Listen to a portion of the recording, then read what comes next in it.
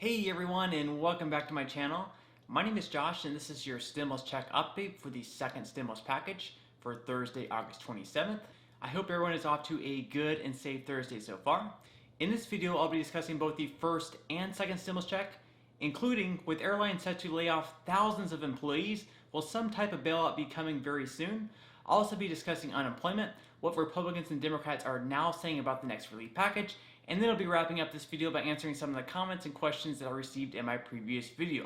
But first, if you wouldn't mind real quickly liking this video, giving me a big thumbs up. It really just helps with the YouTube algorithm in terms of pushing this video out to other viewers like you, and hopefully helping other people like you as well.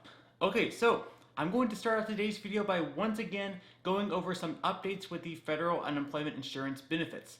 Up on the screen, you'll see the list of states who have been approved for the $300 federal plus-up, but haven't yet sent out the payments.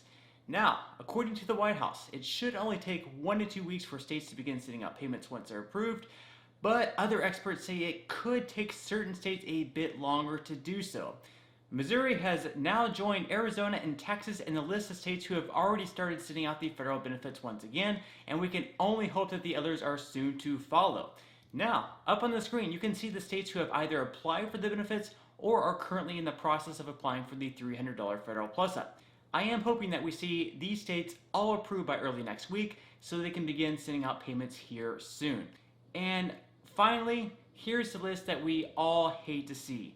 The list of the states that still haven't applied for the benefits, nor have they committed to doing so. For those of you guys living in these states, I'm incredibly sorry. I really wish they would move forward with the application process, and I don't want to see them becoming another South Dakota who outright decline the federal unemployment insurance benefits. That is still absolutely crazy to me, even if they did have one of the lowest unemployment percentages in the country. By comparison, here are some state-by-state unemployment statistics showing Utah at the top with just a 4.5% unemployment rate, with Massachusetts at the very bottom at 16.1%. With that said, let me know in the comment section below which state you currently live in and how confident you are in becoming employed once again if you're currently looking for work. Alright, moving right along to some updates on the next relief package and the second stimulus check. It's now been 3 weeks since Republicans and Democratic leaders have met to discuss the next stimulus bill.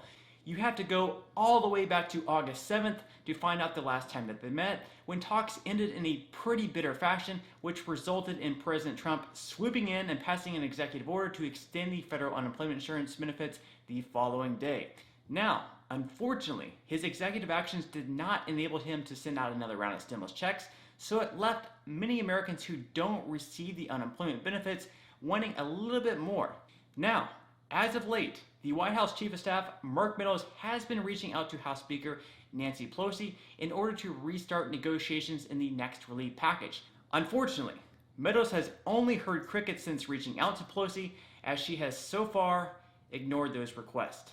Meadows said, quote, "We haven't heard anything from her, and I don't anticipate we'll actually get a phone call."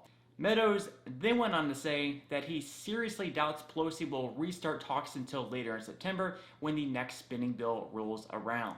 Meadows also said that Pelosi has pretty much demanding $2.3 to $2.4 trillion, and then they'll tell him how to spend it. He said that's not how negotiations are supposed to work, even if you are good at them.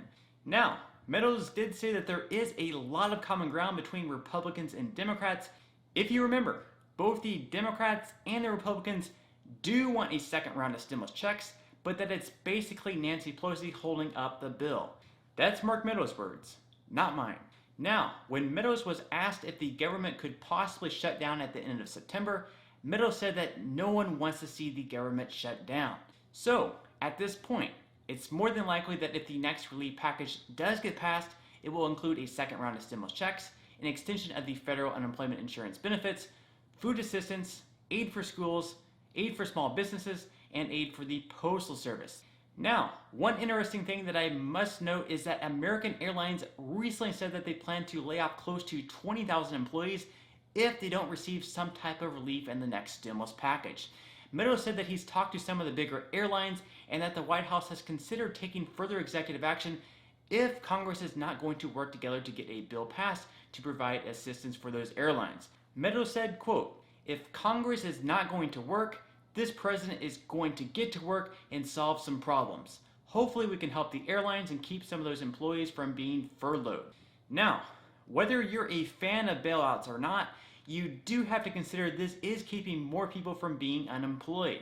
That's the positive thing here if this were to happen. Now, what do you guys personally think about a possible airline bailout? Are you completely opposed to one, especially since the government never seems to bail out their citizens? Or do you think it would be a good thing because it would save people from being laid off? Let me know what your thoughts are in the comment section below. So, all in all, things would be so much easier if Congress could just work together and get a bill passed. Americans need a second round of stimulus checks. Americans need an extension of the federal unemployment benefits. I just hate to see the two sides bicker over issues such as aid for state and local government when they agree on so many other things. And really, at least in my opinion, they should have to include just one piece of legislation in each bill to avoid this sort of stuff. That way, they could have easily passed a second round of stimulus checks by now since they both agree on it.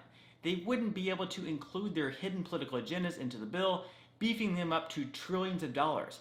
It's all just simply ridiculous seeing them making it all about themselves when Americans are the ones who put them into power. That said, I am still very optimistic that the two sides will eventually reach an agreement. I don't know if it'll be next week or next month, but the need is there and both sides are just too close to an agreement to let this thing fall completely through. I'm not ready to give up just yet. Okay, so at this point in time, I'm just going to give a quick update on the first round of stimulus payments because unfortunately there are still way too many people who haven't even received their first payment yet, even though the IRS may be sending out a second round of checks in the next month or so if Congress can finally get their act together and pass a bill. So, if you still haven't received your first stimulus check, you're definitely not alone. Let me know in the comment section below if you've received your first stimulus check or if you're still waiting for it. I'm sure you'll see several others who are still currently waiting for their first payment. Now, just as a big update for today, the IRS recently announced they'll be sending out around 50,000 checks next month for those people who had their stimulus payments garnished for spouses with past due child support. Now, these payments are expected to go out in the form of a check in early to mid-September to recipients who filed Form 8379, which is the Injured Spouse Allocation Form, in addition to their 2019 or possibly 2018 federal income tax return. If you didn't fill out this form but saw a portion of your money diverted to pay off your spouse's debt, the IRS said that there is no action necessary on your part. However, the IRS does not yet have a time frame for you, but they will automatically issue the portion of your stimulus payment that was applied to the spouse's debt at some point in the future. The IRS also said that you should be able to check the status of your pending stimulus check in the payment portal on the IRS website. So obviously that's very good news. Now, if you don't have past due child support, nor have a spouse that had past due child support, and you're still waiting for your payment will also be coming very soon. The IRS is going to continue to send out more and more payments each and every week, with the next wave of direct payments scheduled for next Wednesday, September 2nd. So in the meantime, continue checking the payment portal, try not to drive yourself too crazy, and you will eventually receive your payment.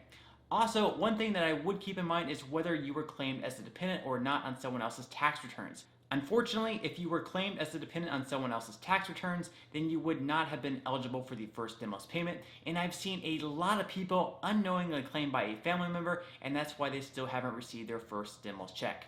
That's just one thing to consider and keep in mind as well.